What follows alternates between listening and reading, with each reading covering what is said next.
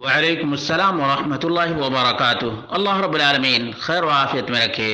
سوال یہ تھا کہ کسی کا انتقال ہو جائے تو اس کے رشتہ دار لوگ اس کی طرف سے صدقہ اور خیرات کر سکتے ہیں اور غریبوں اور مسکینوں کو کھانا کھلا سکتے ہیں؟ اس کا جواب یہ ہے کہ اللہ رب العالمین نے فرمایا، لقد کان لکم فی رسول اللہ اسوۃ حسنہ، یقیناً محمد رسول اللہ صلی اللہ علیہ وسلم تمہارے لیے اسوہ اور نمونہ ہیں۔ اس لیے ہمیں دیکھنا چاہیے کہ محمد رسول اللہ صلی اللہ علیہ وسلم نے ایسا کیا ہے یا نہیں کیا ہے۔ نبی کریم صلی اللہ علیہ وسلم کے فرامین، آپ کے سنن اور آپ کی سیرت سے یہ بات واضح ہوتی ہے کہ اذا مات الانسان انقطع عمله الا من ثلاث، صدقۃ جاریۃ او علم ينتفع به او ولد صالح يدعو له، رواہ مسلم۔ انسان مر جاتا ہے، عمل کا سلسلہ بند ہو جاتا ہے، سوائے تین چیزوں کے: وہ صدقہ جو اس نے زندگی میں کیا تھا، مرنے کے بعد بھی صدقہ جاریہ ہے، وہ باقی رہے گا، اور نمبر دو، علم چھوڑ کر گیا ہے،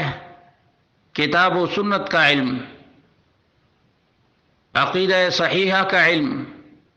سنت مبارکہ کا علم چھوڑ کر گیا ہے، تو جب تک وہ علم جاری اور ساری رہے گا، مرنے والے کو اجر و ثواب ملتا رہے گا۔ نمبر تین، نیک اولاد جب تک اپنے والدین کے لیے دعا دیتی رہے گی، اس کے اکاؤنٹ میں جمع ہوتا رہے گا۔ معلوم یہ ہوا کہ یہی وہ کام ہیں جنہیں انجام دیا جا سکتا ہے، یا یہی وہ چیزیں ہیں جن کا اجر و ثواب مرنے والے کو ملتا رہے گا۔ لیکن رشتہ داروں کا اس کی طرف سے صدقہ کرنا یہ ثابت نہیں، رشتہ داروں کا اس کی طرف سے کھانا کھلانا تو اور بھی ثابت نہیں، بلکہ حنفی مذہب میں تو یہاں تک لکھا ہوا ہے کہ یہ کھانا کھلانا اور پارٹی کرنا تو خوشی اور مسرت کے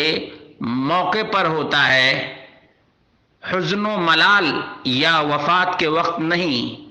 اس لیے لوگوں کو اللہ رب العالمین سے ڈرنا چاہیے اور منمانی نہیں کرنی چاہیے۔ اللہ رب العالمین نے سورہ نجم کے اندر ارشاد فرمایا، وَأَن لَيْسَ لِلْإِنسَانِ إِلَّا مَا سَعَىٰ،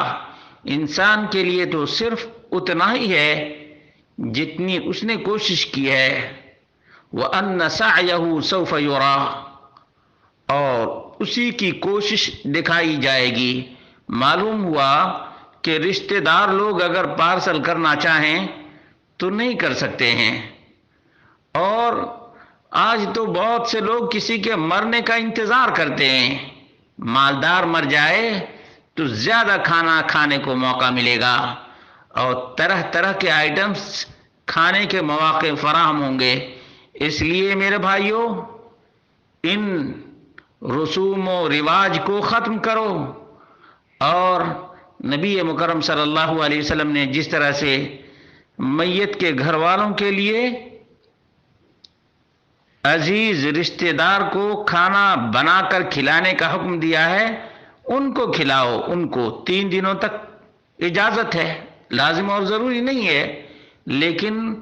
یہ سب جو بدعات ہمارے معاشرے میں رائج ہیں، ان کا کوئی ثبوت کتاب و سنت کے اندر نہیں ہے۔